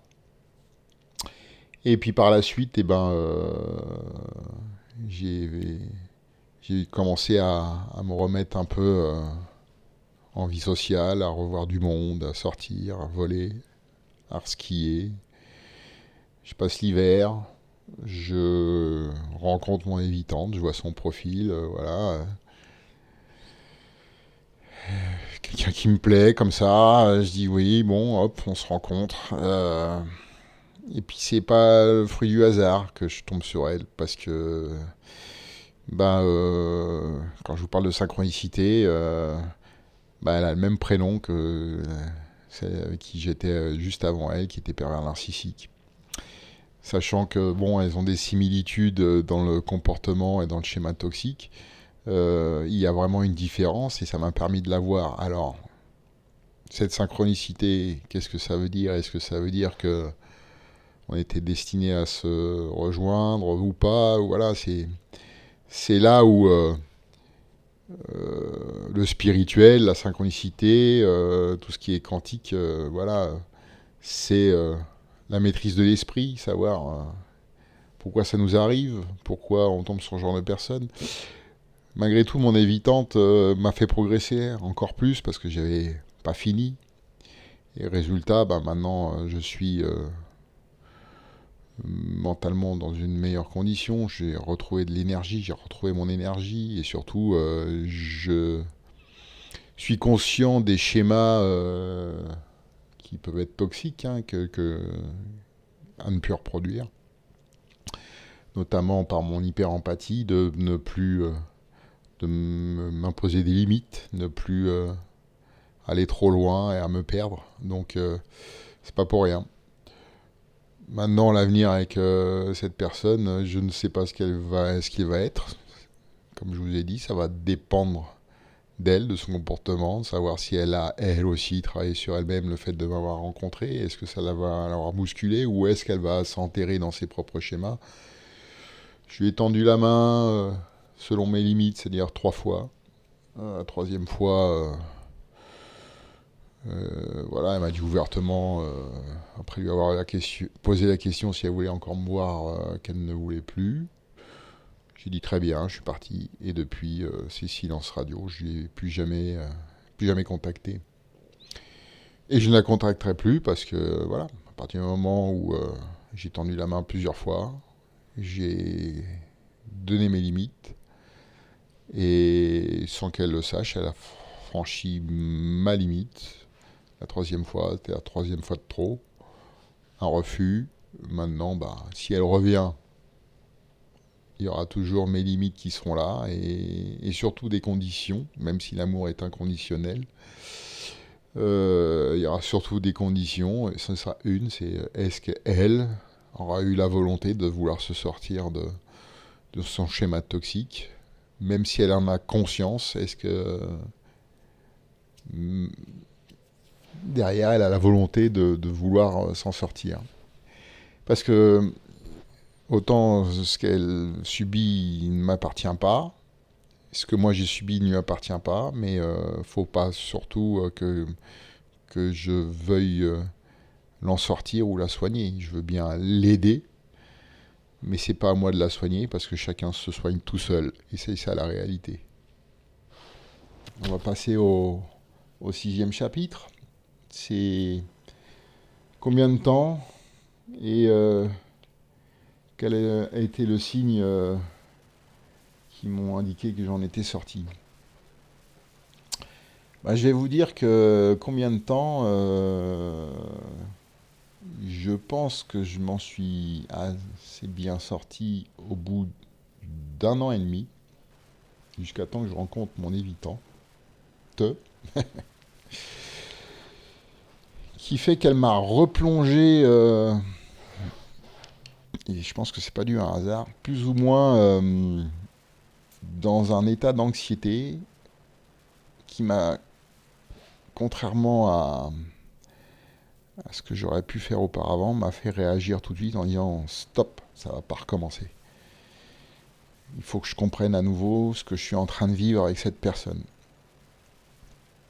Et de là, et c'est là où c'est pas évident et que j'ai pu prendre le recul nécessaire, et c'est elle qui me le donnait, c'est là où c'est quelque part, ça peut être une chance de tomber sur quelqu'un d'évitant, et il ne faut pas le prendre forcément pour une malchance, contrairement à la perverse narcissique, parce qu'elle vous pousse à prendre le recul nécessaire sur vous-même si vous comprenez que c'est à ce but-là. Parce qu'elle-même, inconsciemment, le fait, en fait. Elle prend du recul pour savoir ce qui se passe au plus profond d'elle-même. Sauf que une personne évitante, tant qu'elle n'a pas vraiment pris conscience de ces mécanismes et de pourquoi elle fait ça, elle n'en sort jamais. Elle prend le recul, mais en fin de compte, elle prend le recul, mais sans jamais mettre les choses réellement en place et être dans la justesse des choses. Elle va toujours réinventer l'histoire pour qu'elle se conforte dans son schéma toxique. C'est pas une personne toxique, hein, c'est qu'elle a engrammé un schéma toxique qui fait que, en fin de compte, elle rend toxique les relations qu'elle vit. Mais pas seulement d'un point de vue amoureux, mais aussi amical. Et en fait, dans sa tête, c'est je dois me protéger des autres, mais en fin de compte, elle fait que se protéger d'elle-même, et du coup, elle comprend pas que c'est en se protégeant d'elle-même qu'elle se coupe des autres, et donc du coup, elle rend les relations toxiques, même si la personne en face a des bonnes intentions, et surtout qu'elle le démontre, et puis qu'elle-même, l'évitante, ou l'évitant, le sache. Et alors du coup, c'est ça qui est perturbant, parce que du coup, elle prend de la distance, mais si vous continuez à courir après, au lieu de faire comme eux, en disant, voilà, elle a pris de la distance, ok. Attends, moi je vais aussi prendre de la distance, parce que là, c'est pas normal. Je suis en train de lui montrer que je l'aime, que je tiens à elle, que je suis là pour elle, que je n'y ai pas fait de mal, je lui ai rien fait. Pourquoi cette réaction? Et donc, au lieu de retomber dans cet état d'anxiété, donc d'avoir une crise d'angoisse, sachant que c'était là, hein, c'était dormant, ça commençait à revenir, je le sentais physiquement, puisque j'en avais eu les premiers signes avec mon burn-out, j'ai dit non, stop, ça va pas recommencer. Donc j'ai mis un stop, moi, à la relation, dans un premier temps, en disant, non, là, ce que tu me fais, ça me convient pas, là. C'est pas normal. Moi, je veux une relation normale. Et là, je comprends pas que tu agisses comme ça, et machin. Alors, elle l'a pas bien pris, elle a commencé à se mettre en colère, et machin. En plus, sa mère venait de décéder. Elle m'a mis ça sur le dos, ouais, ma mère, elle vient de mourir, et machin, et puis j'ai pas envie de me prendre la tête. Je dis, mais ouais, ok, je suis désolé pour ça, mais moi je suis désolé, mais c'est pas parce que t'as cette excuse-là que je vais accepter le reste. Et sur le coup, j'ai pas compris que j'avais réussi à me sortir de de ce burn-out en réagissant comme ça. Parce qu'après, derrière, forcément, l'hyper-empathie a repris le dessus, parce que j'ai compris pourquoi elle fonctionnait, parce que j'ai fait des recherches sur son cas, je suis tombé sur les évitants, sur des psychothérapeutes qui sont spécialisés là-dedans, et des vrais, des bons, qui ne cherchent pas à faire du business, qui cherchent à aider, même si elles demandent à se faire payer, ce qui est normal, parce que tout travail mérite salaire, nous le savons tous. Donc voilà. Après, il y a cette générosité qui fait que, quand même, sur certaines vidéos, elle vous donne vraiment des grandes pistes. Donc je parle sur YouTube, hein, sur les chaînes que j'ai mis en lien sur cette chaîne YouTube. Et du coup, moi, ça m'a permis de comprendre la personne, déjà dans un premier temps, ce que j'étais en train de vivre. Et j'ai dit, c'est simple, qu'est-ce que je fais? Donc, j'essaye de la sauver et vouloir vivre une relation avec cette personne, ou c'est moi que je dois sauver. Et pendant 6 mois, il y a eu ce mouvement de va-et-vient, chaud-froid, tout ça. Et il lui est arrivé un événement supplémentaire. Et là, je pense que c'est pas anodin non plus. Synchronicité, parce que j'étais tombé là-dessus en disant que souvent, ils peuvent leur arriver un évitant qui soit déclencheur, un burn-out qui fait que ça leur met le coup d'électrochoc et ils arrêtent d'être évitants. Et ils se rendent compte de ce qu'ils perdent. Et il lui arrive un accident de voiture. Et là, son premier réflexe a été de m'appeler en disant ah ouais, voilà. Alors, malheureusement, j'ai pas réagi comme il fallait parce que j'avais pas fini le travail. Mais on s'est remis ensemble et ça m'a permis de revoir son attitude. Et ça m'a sauté aux yeux, mais dès les premiers moments, en disant non, mais elle est toujours distante, c'est même pire qu'avant. Donc je me suis détaché petit à petit. Et plus je me détachais, plus c'est elle qui me relançait avec des petits messages, juste pour savoir si j'étais toujours là. Sauf que en faisant encore plus de recherches sur ce que c'était un évitant, elle a fait que, en fait, me conforter dans le fait que je devais avoir confiance en moi-même et surtout en mes perceptions.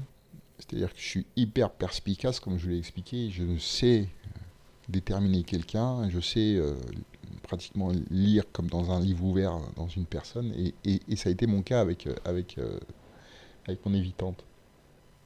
Je ne me suis pas caché de lui dire d'ailleurs en disant que je savais exactement pourquoi elle réagissait comme ça. Et je ne me suis pas caché de lui dire, contrairement à ce qu'on peut nous conseiller, de fais quelque chose. Parce que de toute façon, tu vas être malheureuse dans ta vie. Et moi, tu me rends malheureux, mais je ne vais pas te laisser faire. Parce que si toi, tu as décidé de rester dans tes schémas toxiques, c'est ton problème.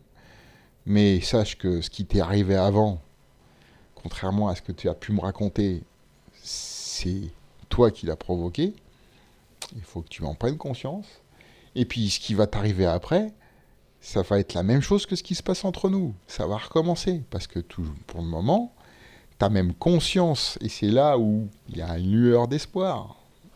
C'est ta conscience de ce que tu fais et pourquoi, à la limite, tu le fais.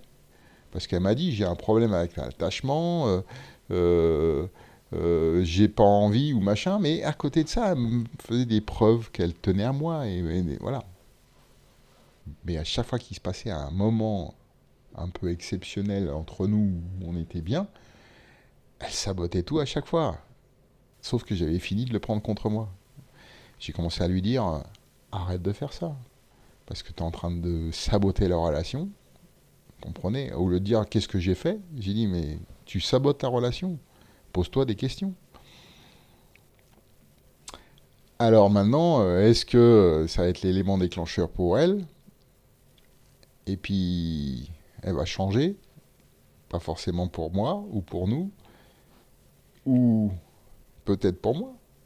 Ou est-ce qu'elle va continuer à se conforter dans ce qu'elle fait? continuer à faire du chaud-froid et venir me relancer, et puis moi, bah, je vais dire non, ça ne m'intéresse pas. C'est ce que je lui ai dit d'ailleurs, j'ai déjà vécu ça, et ça ne m'intéresse pas. Et soit alors, elle continue dans ses schémas toxiques, et puis ben, je la reverrai plus. C'est le choix que je lui ai donné d'ailleurs. Mais voilà, en fait, l'indicateur qui fait que je pense m'en être sorti, c'est que ben, je n'ai plus pris les choses pour moi, et surtout, je ne cherche plus à sauver quelqu'un qui a dépassé mes limites. J'ai tendu la main une fois, j'ai tendu la main une deuxième fois, et à la troisième, j'ai dit stop.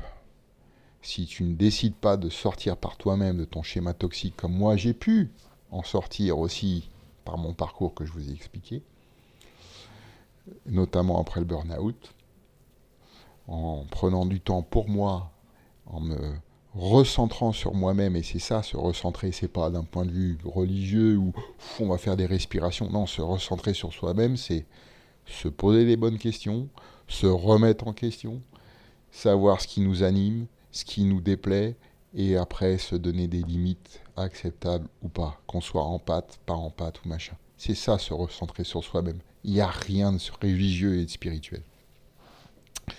Et donc, comme bah, j'ai fait tout le tri de tout ça, entre ce que les parcours de flammes jumelles pouvaient m'induire en erreur et tout ça, je sais que je m'en suis sorti.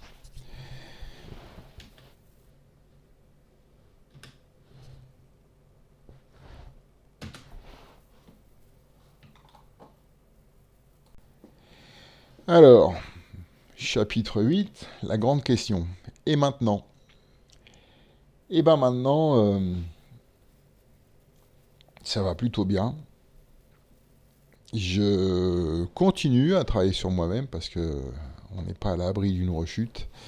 On n'est pas à l'abri de retourner dans nos vieux réflexes, dans nos voilà. Mais le fait d'en avoir pris conscience, ça me permet de me libérer de certaines choses, de reprendre un peu euh, plus sereinement mes activités sans être dépendant de mon empathie et puis de l'affection des autres. Et puis surtout, je prends plus rien pour moi-même. Maintenant, j'ai compris, et c'est un truc que j'avais déjà compris avant, mais que j'avais pas forcément bien appliqué, mais on peut pas être aimé de tout le monde. Pas forcément non plus de ses parents ou des personnes proches, parce que des fois, c'est pas de la, c'est de la fausse affection ou de la mauvaise affection. Surtout concernant nos parents. Et à partir du moment où on l'a identifié et qu'on se détache de ça, qu'on se centre sur soi-même, et ben on arrive à plus prendre ça sur soi, pour soi, et puis ben on les laisse dans leur toxicité.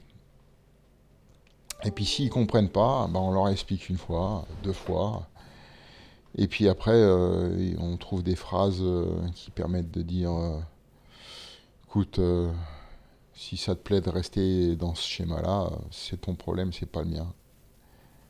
Et puis c'est pas pour ça que je t'aime pas, mais c'est fini, ça ne marche plus sur moi. Voilà.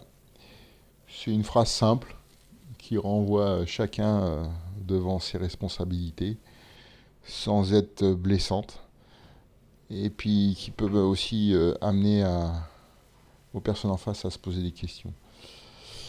Euh, Personnellement, j'ai repris ma vie tranquillement. Je prends de plus en plus du temps pour moi et je vous invite à le faire de toute façon, à toujours prendre du temps pour vous. Donc voilà. Et donc, oui, ça va plutôt bien et je fais attention voilà, à ne pas me laisser envahir par les problèmes des autres. J'ai rencontré quelqu'un il y a peu de temps, ça a duré très peu de temps, parce qu'elle a commencé à m'envahir avec ses problèmes. Et moi, le premier réflexe, c'est que j'ai commencé à lui dire ah oui, je comprends. J'ai commencé à lui donner deux, trois points de vue qu'elle n'acceptait pas forcément ou qu'elle acceptait. Puis il y a un moment, je me suis posé pendant qu'elle me parlait et je me dis mais est-ce que j'ai envie de ça là? Est-ce que j'ai envie de rencontrer quelqu'un qui vient avec ses problèmes et puis qui voilà. Et j'ai dit bah non, c'est pas ce que je cherche. Je veux quelqu'un qui ne vienne pas avec ses problèmes et qui s'attende à ce que je sois son sauveur. Euh, donc j'ai gentiment dit que j'avais besoin de temps et que j'avais besoin de réfléchir à cela, que moi-même j'avais mes problèmes et qu'il fallait aussi que bah, je continue à les résoudre. Donc voilà. Et, oui, c'est un peu, pour conclure, le signe que je me suis sorti de ce burn-out et de cette dépendance affective qui, en tant qu'empathe, est là, quoi. Même si l'évitant pense qu'il n'est pas dépendant affectif parce qu'il il se protège en fuyant, c'est aussi de la dépendance affective parce que en fait, il va chercher toujours la validation des autres dans des relations futiles.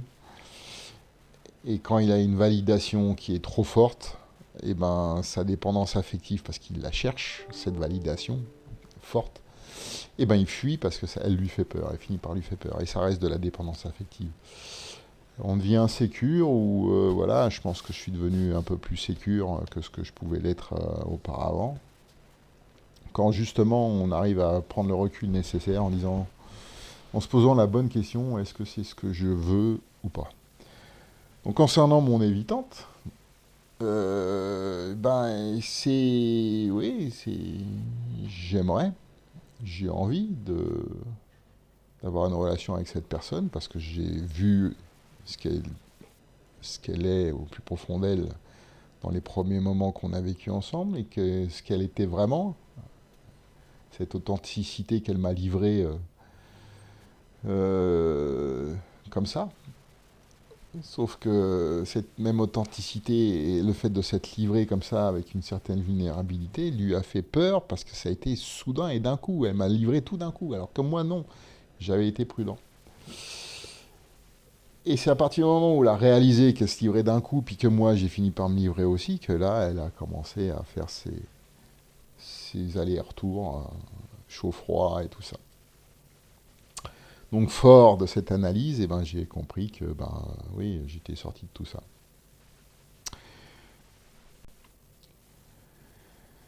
Donc pour conclure,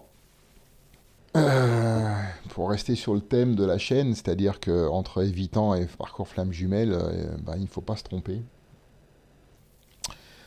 Vous aurez compris que par tout ce que je vous ai décrit, ce parcours flamme jumelle, ben, en fait, n'est qu'un parcours psychologique déjà personnel. Et puis après, ben, d'un point de vue de la personne qu'on a rencontrée. Et que ben, ce parcours flamme jumelle, il ne faut pas y croire. Il faut être un peu plus rationnel et comprendre que c'est simplement un mécanisme psychologique. Le parcours flamme jumelle vous induit en erreur et va vous laisser vous enfoncer dans ce qu'ils disent eux-mêmes du souffrant. Et à partir du moment où on souffre, il faut commencer à comprendre que ce n'est pas normal de souffrir. Il faut réagir. Mais là, il ne faut pas rester dans des choses qui vous rassurent, comme le parcours flamme jumelle, parce que je comprends que ça peut être rassurant, parce qu'en fin de compte, c'est un mensonge bien élaboré qui vous permet de vous dire, en fait, c'est pas moi qui ai un problème, c'est parce que, et puis lui non plus, parce qu'en fin de compte, on est soumis à un truc qu'on ne maîtrise pas et tout. oui, certes, c'est une certaine vérité. Il y a des choses qu'on ne maîtrise pas forcément, parce que ça reste de l'ordre du psychique, mais on ne les maîtrise pas tant qu'on n'en prend pas conscience. Et c'est là où on parle de se recentrer sur soi. C'est prendre conscience des choses, de ce que nous sommes, de ce que l'autre est, et de ce que ça nous procure, ce qui nous affecte. Et à partir du moment où on a on se recentre sur soi, on permet de remettre les choses en place. Ça nous permet de justement pouvoir ne pas sombrer dans ce genre de choses qui fait que vous en sortirez pas. Et quand il parle dans le parcours flamme jumelle de switch, c'est ce que je vous expose depuis tout à l'heure. Le switch, c'est en fait, vous prenez conscience que vous avez à la base, vous, un problème d'accepter tout ça. Et surtout, c'est que vous restez dans une empathie qui est complètement néfaste. Voilà. Et du coup, vous décidez de vous en sortir et dire stop, il faut que j'arrête. Il n'y a pas de switch, il n'y a pas de tout ça, et dans l'espoir que il y a, certes, et c'est là où on parle de quantique et de psychique au travers des synchronicités, une énergie que vous dégagez qui fait que tant que vous serez dans l'acceptation de ce que l'évitant ou le jumeau maléfique dans les parcours flammes jumelles, qui est rien de plus qu'un évitant, vous avez cette énergie que vous transmettez qui fait que, quoi qu'il arrive, il comptera sur vous, il pourra vous faire les pires crasses, vous serez toujours là. Rappelez-vous l'épisode de l'accident que j'ai vécu. Elle a eu un accident, alors que la veille, elle m'a limite jeté parce qu'on avait passé une soirée, machin, là, et puis elle me dit pas, mais le lendemain, elle a préféré, au lieu de rester avec moi, aller avec des amis faire un barbecue. Elle a bu un coup de trop, machin, là, elle est rentrée, elle a planté sa bagnole. Voilà. Elle me laisse tomber, elle m'appelle et j'accours. Ouais, ça a été la dernière fois. J'ai fini d'accourir. Et j'avais déjà réagi comme ça une fois, elle a eu un rat chez elle. Elle m'a appelé pour accourir, j'ai dit mais pourquoi j'accourrais? Tu fais rien pour que je sois là avec toi? Bah, demande à quelqu'un d'autre. Eh ben, elle m'en a voulu. Mais c'est pas moi qu'elle en voulait. C'est à elle-même. Parce que je l'ai mis face à elle-même en disant, bah écoute, ma grande, tu me dis que t'as pas besoin de moi. Pourquoi tu m'appelles? Comprenez? Donc, si vous êtes dans cette démarche-là, eh ben, vous êtes dans la bonne démarche. Si vous restez dans le parcours flamme jumelle en disant, mais non, mais c'est ça, j'y crois, et machin, vous êtes dans la mauvaise démarche. Parce qu'en fait, vous restez dans l'acceptation de ce qui vous arrive. Que si vous ne rationalisez pas sur le fait que vous êtes dans un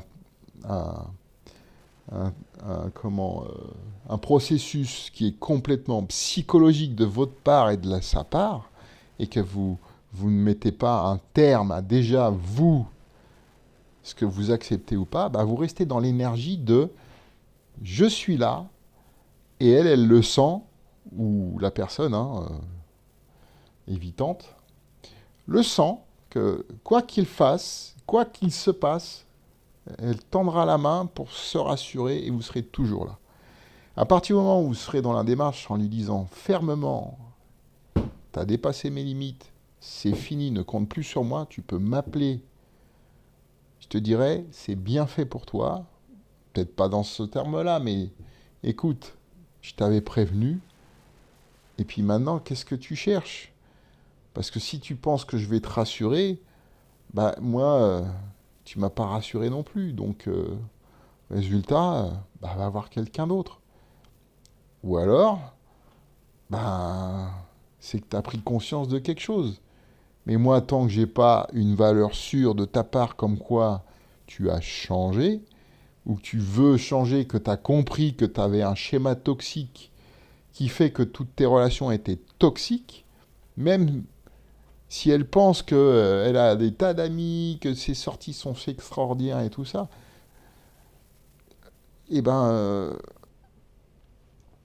vous tomberez toujours dans ce même schéma. Et vous n'avez plus à vous justifier de l'amour que vous lui portez.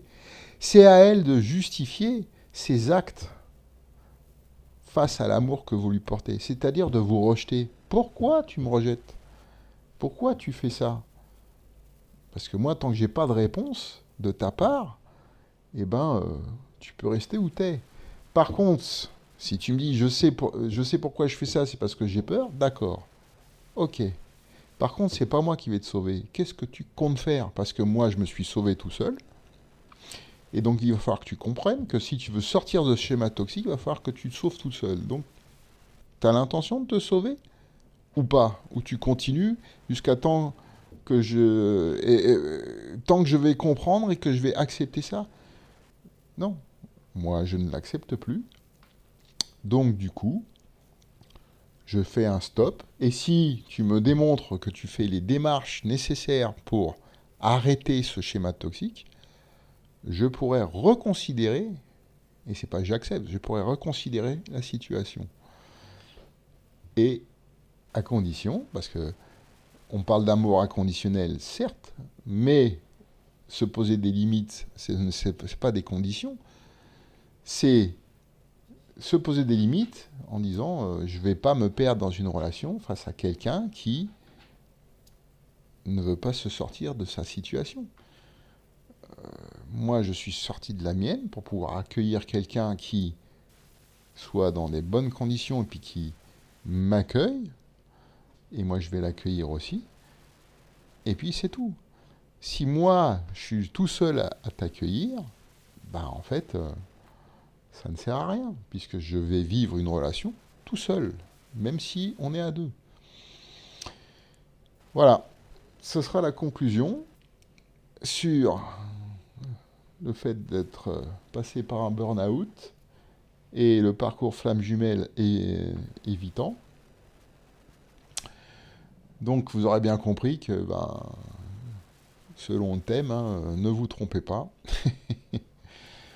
Le parcours évitant n'est pas la relation évitant n'est pas un parcours flamme jumelle, bien au contraire. Ça n'existe pas. Le parcours flamme jumelle n'existe pas. C'est simplement psychologique. Voilà. Même s'il y a des choses qui, au niveau énergétique, passent sont de l'ordre de l'immaîtrisable et de l'incompréhensible, le fait que la personne en face ressente le fait que vous serez toujours là, même si elle ne vous voit pas, elle le sent. C'est ça qui est... Voilà. Et à partir du moment où elle va sentir que vous n'êtes plus là, c'est là où vous allez avoir des signes.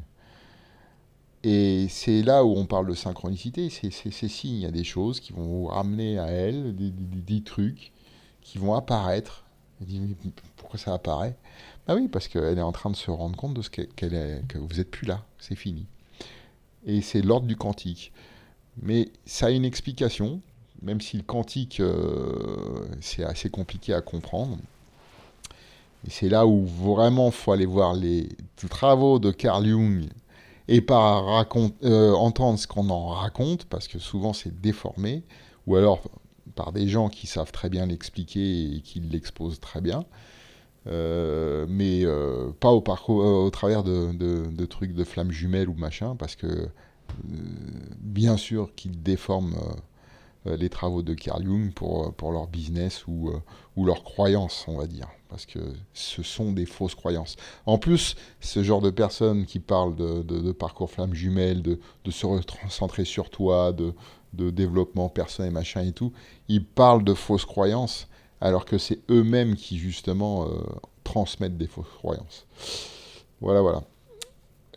Donc, si vous avez aimé cette vidéo, n'hésitez pas à la partager, à la liker, à vous abonner à la chaîne pour justement la faire remonter dans les algorithmes de YouTube afin que vous puissiez la trouver, surtout si elle vous a interpellé, si elle vous a touché. Puis si en plus vous avez quelqu'un qui se retrouve dans ce genre de situation, qui se perd dans ce parcours de flamme jumelle alors qu'elle vit peut-être une relation avec un pervers narcissique ou un évitant. Moi, je vous parle de l'évitant surtout, le pervers narcissique. Voilà, je ne veux pas aborder ce sujet parce que c'est des cas désespérés déjà dans un premier temps. Et moi, les cas désespérés, j'ai envie de dire tant pis pour eux. C'est un peu égoïste, mais c'est quelque part la manière de se sauver de ce genre de personnes qui n'ont jamais voulu se sauver de toute façon et qui n'auront jamais conscience de ce qu'ils sont, contrairement à l'évitant, comme je vous ai dit, qui ont conscience de leur processus, mais qui ne cherchent pas à comprendre qu'ils peuvent à la fois s'en sortir et comment s'en sortir. Voilà, voilà. Donc, je vous rappelle, likez, partagez, et puis à bientôt.